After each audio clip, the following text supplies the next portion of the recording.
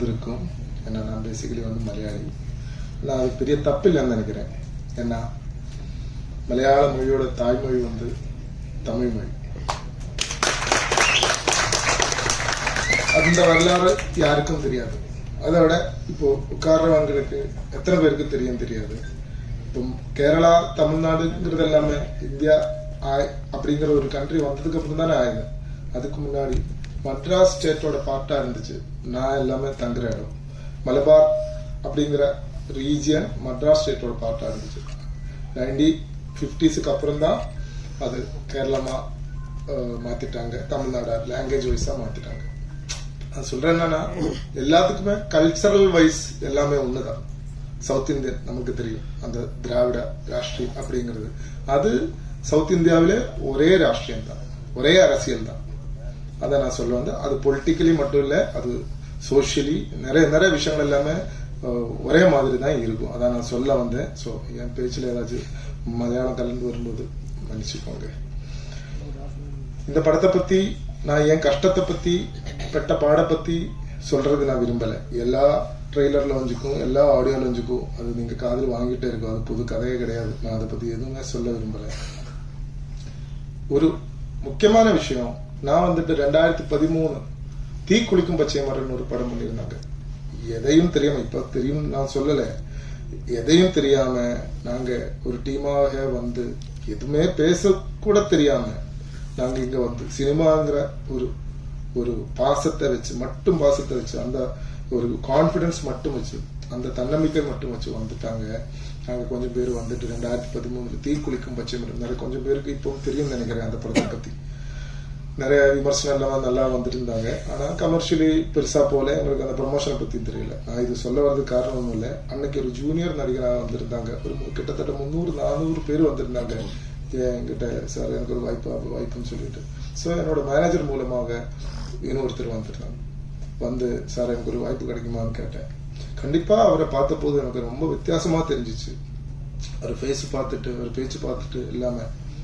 இப்போ நான் சொன்னேன், சரி நான் உங்களுக்கு ஒரு வாய்ப்பு தரேன், 400 பேர் வெளியே நிக்கிறாங்க, ஒரு வாய்ப்பு தரேன், நான் ஒரு ஓப்பனா சொல்றேன், இப்ப சொல்றதுக்கு தப்பு இல்லை, ஒரு 1000 rupees நான் பெர் டே வச்சுட்டு தரேன்னு சொன்னேன். 25 நாள் விட்டாங்க. அப்ப என்கிட்ட கேட்டேன், சார் 1000 சார், நான் 2 படம் ஆல்ரெடி நடிச்சிருக்கு சார், நீங்க 2000 ஆக்க முடியுமா கேட்டேன். நான் சொன்ன வார்த்தை சொல்றதுக்கு எனக்கு இப்பவுமே எந்த தப்பு தோணல. நீங்க நடிக்கணும்னா நடிச்சுக்கோங்க, இல்ல அப்படியே ஓடி போயிடும் அப்படின்ட்டாங்க. அது அவருதான் இந்த யோகி பாபு. எப்படி இருக்கு நீங்க பாருங்க. ஆனா 5 வருஷம் 6 வருஷத்துக்கு அப்புறம் தாண்டி நான் யோகி பாபுஜி சௌக்கியமானு கேட்ட போது போன் மெசேஜ் கூட அவரு சேவ் பண்ணல. என் நம்பர் என்ன தெரியாது, என் குரல் பார்த்த போது புரிஞ்சிச்சு. வினிஷ் சார் அப்படி இருக்கு சௌக்கியமானு கேட்டேன். நான் அந்த படம் பண்ணி ஒரு 5-6 வருஷம் பினான்சியலி நிறைய சிக்கல் இருந்த டைம்ல தான் அவர் சொல்றது எனக்கு ரொம்ப சந்தோஷமாயிடுச்சு. அதுக்கப்புறம் ஒரு வருஷம் தாண்டி தான் நான் இந்த கதை பத்தி பேசினேன். இந்த கதையை பத்தி எதுவும் பேசல, நான் எனக்கு ஒரு கதை சொல்ல வேண்டியதா இருக்குன்னு மட்டும் தான் சொன்னேன். அப்போ போகும்போது இது கூட சேர்ந்து நான் ப்ரொடியூசர் பத்தியும் சொல்லணும். என்னன்னா, போகும்போது நான் ப்ரொடியூசர் கிட்ட சொன்னேன், ஜி நான் யோகி பாபுஜி என்னோட நல்ல நண்பன், இப்போ என் மேல நிறைய பாசம் வச்சிருக்காங்க, நான் கதை அவர்கிட்ட தான் சொல்ல போறோம், மறுபடியும் நான் தமிழ் படம் பண்ற மாதிரி இருக்கு, அவர் டேட்டு சொல்லிட்டீங்கன்னா தரேன்னு சொல்லிட்டீங்கன்னா நீங்க ஓகேவான்னு கேட்டேன். அப்போ என்னதை விட டெய்லி 2 தடவை 3 தடவை படம் பார்ப்பாங்க. தமிழ் படமா இருக்கட்டும், மலையாள படம், ஹிந்தி படமா இருக்கும். இப்படிப்பட்ட ஒருத்தர் நான் உலகத்திலே பார்த்தேன். நான் சும்மா சொல்லல, நம்ம ப்ரொடியூசர் அந்த மாதிரி ஒரு ஆள். காலையில பார்ப்பாங்க, சாப்பிடும்போது பார்ப்பாங்க, பாத்ரூம் போகும்போது பார்ப்பாங்க, எப்பவுமே பார்த்துட்டு இருக்கு இவரு. 5 நேரம் நமாஸ் பிளஸ் 3 படம், இதுதான் இவரோட முறை. இது எனக்கு எல்லா உலகத்துல எல்லா படமும் பார்த்துட்டு தான் இருக்கு. அவ்வளவு அப்டேட்டா இருக்கு. பேசும்போது எல்லாமே அப்படி இல்லைன்னு உங்களுக்கு தோணலாம், ஆனா அது அப்படியே கிடையாது. அப்போ நான் சொல்றேன் வந்துட்டு, சரி நான் வரேன், யோகி பாபு தானே, அப்படி படம் அந்த படம் இந்த படம் அதெல்லாம் நிறைய அப்டேட்டா இருக்காரு. கேட்ட உடனே சரி நான் வரேன், ஓ டேட்டு சொல்லிட்டீங்கன்னா நான் வரேன்ட்டாங்க. ஓகே சொல்லிட்டீங்கண்ணா. வந்தாச்சு. நான் கதை பத்தி நான் பைண்டட் ஸ்கிரிப்டா வந்தேன், எதுவுமே கதை பத்தி கேட்கல. என் சூழ்நிலை பார்த்து தெரிஞ்சிருக்கலாம். அதோட ஆனா தீக்குளிக்கும் பச்சை மரங்களோட படத்தை பத்தி அவருக்கு அன்னைக்கே ஒரு நல்ல ஒப்பீனியன் இருந்துச்சு. சரி நான் கதை பத்தி நான் 10 நிமிஷம் தான் சொன்னேன். சரி வினிஷ், அதை கதையெல்லாம் உங்களுக்கு நீங்க ஸ்கிரிப்ட் எதுவும் டீட்டெயிலா சொல்ல வேண்டாம், நான் உங்களுக்கு டேட் தரேன்ட்டாங்க. அப்போவுமே நான் அடுத்த நாளில் ஏதோ அட்வான்ஸ் கொடுத்து அதுலேருந்து ஆரம்பித்த பயணம். இப்போ கொஞ்சம் சிக்கல்கள் எல்லாமே நடுவில் ஃபினான்ஷியல் சிக்கல் எல்லாமே வந்துருச்சு. அண்ணனை நான் குறை சொல்ல மாட்டேன், நான் கொஞ்சம் ஷெட்யூலாக தான் பண்ணியிருக்கு, அது நம்ம காரணம் தான். அண்ணனை எல்லா பிரச்சனையும் அவர் மேல தள்ளாதீங்க. நிறைய ப்ரொடியூசர்ஸோட சிக்கல்கள் எல்லாமே வரும், அது வெளியே சொல்லாம அவங்க ஏதாச்சும் ஒருத்தரை வச்சுதான் அவங்க ஒரு காரணத்தை சொல்லணும். அப்ப யோகி பாபு அண்ணன் இருந்தா நிறைய பேர் இருக்காது. நான் அவரை பத்தி பெருமையா பேசணும் அப்படிங்கிற மாதிரி நான் சொல்றேன், உண்மையா தான் சொல்றேன். நான் பாசிட்டிவாக சொல்லுவாங்க, நெகட்டிவா நான் ஓப்பனா அவர்கிட்ட சொல்லி இருக்கு சொல்ல வேண்டிய. இப்ப நான் உண்மையா சொல்றேன், நம்ம படம் மேல அவரு எந்த தகராறும் பண்ணல, எந்த ப்ராப்ளம் பிரச்சனையும் பண்ணல, கரெக்டா தான் வந்திருக்கு. ஒரு சில சின்ன சூழ்நிலையால ஒரு சில டைம்ல இல்லாம கொஞ்சம் முன்ன தள்ளி போறது சினிமாவில் சகஜம், நான் நம்புறேன்.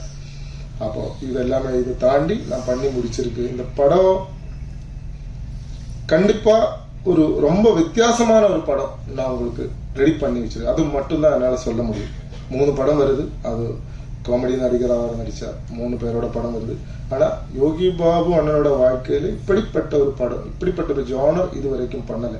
சிரிப்பு என்னன்றது கூட தெரியாது அப்படிங்கிற மாதிரி இருக்கிற ஒரு கேரக்டர் தான் அவர் இந்த படத்துல பண்ணியிருக்காரு. ஸோ ஒரு நடிகராக ஒரு போயிட்டு இருக்கும்போது ஒருத்தரோட பயணத்துல வித்தியாசமான இதெல்லாம வாய்ப்புகள் எல்லாமே வந்து சேரும், கேரக்டர் ரோல்கள் எல்லாமே வந்து சேரும். அப்படிப்பட்ட ஒரு கேரக்டர் ஒரு டேர்னிங் பாயிண்ட் நான் நம்புறேன். அது வெற்றி கிடைக்குமா இல்லையாங்கிறது மக்கள் தான் முடிவு பண்ணணும். நீங்க படம் பார்த்துட்டு அதை சொல்லுங்க.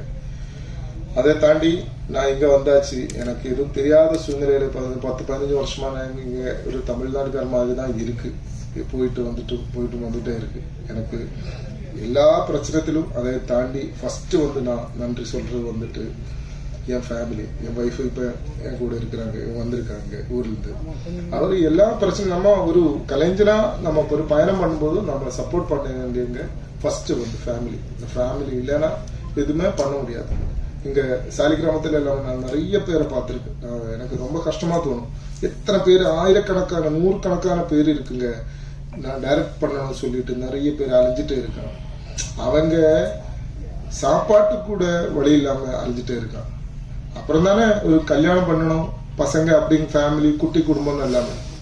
ஸோ மேரேஜ் எல்லாமே முடிச்சவங்களுக்கு ஒரு ஒரு கலைஞராக ஒரு பயணம் பண்ணும்போது கண்டிப்பா நிறைய சிக்கல்கள் வரும். அதெல்லாம தாண்டி நம்ம கூட நிக்கிற ஒரு லைஃப் பார்ட்னர் இருந்தா கண்டிப்பா அந்த ஒரு டைரக்டரா இருந்தாலும் யாரா இருந்தாலும் சரி அவங்களோட பயணம் ஈஸியா போகலாம், கொண்டு போகலாம். அது ஒண்ணு. அதை நான் ஃபர்ஸ்ட் நன்றி தெரிவிக்கிறது. ரெண்டாவது வந்து அண்ணன் எனக்கு டேட்டு கொடுத்து நான் சொல்லியாச்சு. அப்புறம் வந்துட்டு ஜாக்கிர்னா இப்போ இவரை பத்தி நான் என்ன சொல்ற மாதிரி இல்லை. ஒரு எந்த படமா இருந்தாலும் சரி நான் நம்புறேன், producer is the number 1. Producer இல்லைன்னா ஒரு படம் இல்லை. சினிமா அப்படின்னா ஃபர்ஸ்ட் நம்ம ப்ரொடியூசரை தான் மதிக்கணும். அது யாரா இருக்கட்டும், அவர் எக்ஸ்பீரியன்ஸ் இருக்கலாம், இல்லாம கூட இருக்கலாம். ப்ரொடியூசரை நம்ம ஃபர்ஸ்ட் நம்ம ஒரு ப்ராமினன்ஸ் கொடுத்து அவங்களுக்கு ஒரு முக்கியத்தை கொடுத்து அவங்க தான் பெரியவங்க என்ன நம்ம வைக்கல. ஏன்னா நம்ம சாப்பாட்டுக்கு சோத்து அவர் தானே தருது. ஒரு நிறைய எல்லாருக்கும் இப்ப ஒரு ப்ரொடியூசர் மூலமாக தானே நம்ம எல்லாரும் நிறைய பேர் இப்ப மேடையில் உட்கார்றது காரணமே அவர் தானே. ஸோ இந்த ப்ரொடியூசரை நம்ம எல்லாருமே பாராட்டணும், எல்லா ப்ரொடியூசர்ஸையும் பாராட்டணும். அவங்களுக்கு தான் நம்ம முக்கியத்துவம் கொடுக்கணும். இல்லைன்னா சினிமா உலகமே கெட்டு போயிடும். அது ஆர்டிஸ்டா இருக்கட்டும், டெக்னீஷியன்ஸா இருக்கட்டும், அவங்களுக்கு முக்கியத்துவம் கொடுத்து ப்ரொடியூசரை நம்ம 2வது அப்படிங்கிற மாதிரி நம்ம யோசிச்சா கண்டிப்பா சினிமா உலகமே கெட்டு போயிடும். நான் நம்புறேன், மலையாளமா இருக்கட்டும், தமிழர் எந்த லாங்குவேஜா இருக்கட்டும். ஸோ அதனால என்னோட நன்றி சக்கீர் பாய் மேல. 2வது வந்துட்டு எனக்கு ஒரு கோஆப்ரேட்டிவ்ஸர் வந்தாச்சு. படம் பாதி போகும்போது படம் கூட நிப்பாட போற அப்படிங்கிற சூழ்நிலை இருக்கும்போது படம் கூட பார்க்காம, ரிவ்யூ கூட பார்க்காம அவரு சரி தம்பி நான் உங்களை நம்புறேன், நீங்க சொல்றது நான் நம்புறேன், நான் கோஆப்ரேட்டிவ்ஸரா ஜாயின் பண்றேன்னு சொல்லி சரவணன் சார் இப்போ வர முடியல, அவர் தம்பி தான் வந்திருக்கா. அவர் மலேசியாவில் இருக்க, வெளியூர்ல இருக்கா, அவர் ஜாயின் பண்ணியாச்சு. ஸோ அவர் மேல நான் ஒரு பெரிய நன்றி தெரிவிக்கிறேன். அப்புறம் வந்துட்டு மது அம்பாடி சார் எல்லாரும் சொல்லியாச்சு, 4 தடவை நேஷனல் அவார்டு கிடைச்சாங்க, 15-16 வாட்டி ஸ்டேட் அவார்டு, எல்லா லாங்குவேஜஸ்லயும் இப்போ ஸ்டேட் அவார்டு கிடைச்ச, இத்தனை அவார்ட்ஸ் கிடைச்ச ஒருத்தர் இப்போ லைவா இருக்கிறவங்க எத்தனை பேர் இருக்குங்கிறது எனக்கு தெரியாது. எனக்கு தெரிஞ்சது சார் மட்டும்தான். மட்டும் இல்ல, அவரு 76 வயசாச்சு. நீங்க வரும்போது இல்ல அங்கே மைக்கு கொடுத்துடலாம் சொன்னேன். அது எல்லாமே அவரை பொறுத்த வரைக்கும் அசிங்கம் அப்படி சொல்றது. என்னன்னா அவரு ஒரு மலை கூட ஏறுவார், இப்ப கூட ஏறுவார். 76 வயசுல செம்ம அப்டேட்டடா இருக்குங்க. உலகத்துல என்ன நடந்துட்டு இருக்குங்கிறது அவரு தெளிவா லேப்டாப் வச்சு அப்படியே பார்த்துட்டே இருக்கும். 3-4 மணி நேரம் தான் தூக்கம். நீங்க நான் பாக்குற மாதிரியே இல்ல அவரு. சோ லேப்டாப் செம்ம ஃபுல்லா அப்டேட்டா இருக்கும். எது புது கேமரா வந்திருக்கா, என்ன சாஃப்ட்வேர் புதுசா வந்திருக்கு, எல்லாமே அப்டேட்டா இருக்கு. சோ அதெல்லாமே பார்க்கும்போது நம்மள எல்லாமே இப்பவுமே வயசாச்சுன்னு தோணுது. சோ அது எங்களுக்கு எல்லாமே ஒரு பெரிய அற்புதம்.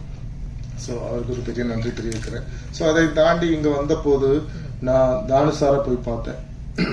தானு சாரு என் மேலே எதுவும் பாசம் வைக்க வேண்டிய அவசியமே கிடையாது அவருக்கு. ஆனா தானு சாரு என் கூட நின்று இது வரைக்கும் சப்போர்ட் பண்ணியாச்சு.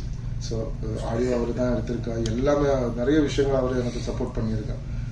இப்போ பிவிஆர் மூலமா டிஸ்ட்ரிபியூட் பண்ண போறோம் படம், கேரளாவில் கோகுல் மூலமா டிஸ்ட்ரிபியூட், எல்லாத்துக்குமே காரணம் அவரு தான். நான் அவரை ஒரு பெரிய என்னோட ஒரு பெரியவருங்கிறது இல்லை, நான் ஒரு அப்பா மாதிரி நான் அவரை நான் வைக்கிறேன். பிலீவ் எனக்கு அந்த அவ்வளோ பாசம் அவர் மாதிரி இருக்கு. வர முடியல இன்னைக்கு, அவருக்கு கொஞ்சம் பிஸியாக வெளியூராக இருக்குங்கிறதுனால முடிஞ்சா வரேன்னு சொல்லியிருக்கு. அவருக்கு மேலே நான் நன்றி தெரிவிக்கிறேன். அதே மாதிரி என்னோட நண்பன், அன்புக்குரிய நண்பன் ஆறுமுகம் தலைவர், ஆறுமுகம் தலைவர் இங்கே இருக்கிறாங்க. மதுரையிலிருந்து எனக்காக மட்டும் வந்திருக்கா. என்னோட எல்லா கஷ்ட காலத்திலையும் கஷ்டத்திலையும் என் கூட இருந்திருக்காங்க அன்புக்குரிய நண்பர். அவருக்கு நான் பெரிய நன்றி தெரிவிக்கிறேன். அது மாதிரி இப்போ நான் 1 மாசம் மட்டும்தான் பார்த்துட்டேன். ஆனால் இங்க வந்துட்டு நான் தனஞ்சன் சார் மாதிரி ஒரு இடத்துல நான் பார்த்ததே கிடையாது. மதுசாரை பற்றி நான் சொல்லியாச்சு, சொன்ன அப்டேட்டடா இருக்கு. இவ்வளவு அப்டேட்டடா இருக்கிற ஒரு ப்ரொடியூசரை நான் இது வரைக்கும் நான் பார்த்தது கிடையாது. As a producer